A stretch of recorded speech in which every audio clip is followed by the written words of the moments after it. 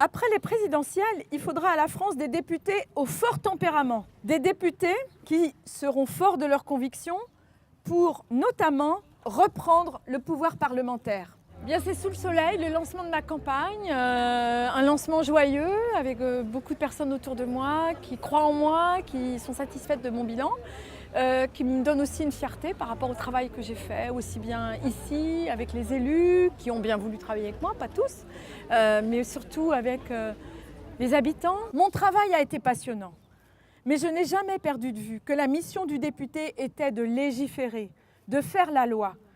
Je me suis investie à la Commission des finances contre la fraude fiscale, sur la réforme des dotations aux communes, sur le sens à donner à nos lois de finances, sur la taxation des transactions financières, pour l'emploi des personnes discriminées par le handicap, pour l'aide au développement. La poursuite de ce que je veux faire, toujours à vos côtés, ça c'est très important pour moi. Et puis le moment passionnant que nous vivons de refonte forcément de la République, quel que soit notre président de la République, j'ai envie d'en être.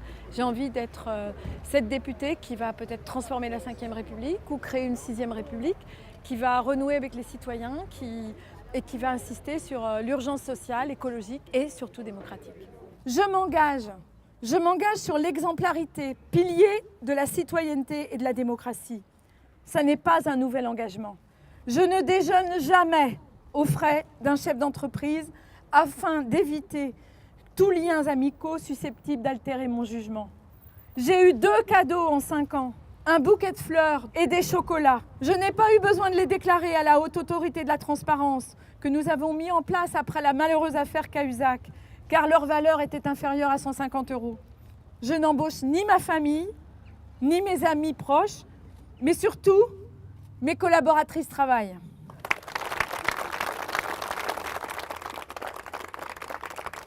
Aujourd'hui, il y a forcément un noyau traditionnel de sympathisants, de militants, mais il y avait aussi des migrants que j'ai pu soutenir, qui sont parfaitement intégrés aujourd'hui dans la société.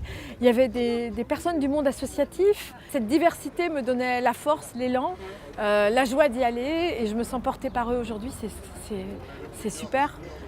Cet après-midi, je vais faire du jardinage et dès le lendemain de la présidentielle, c'est parti.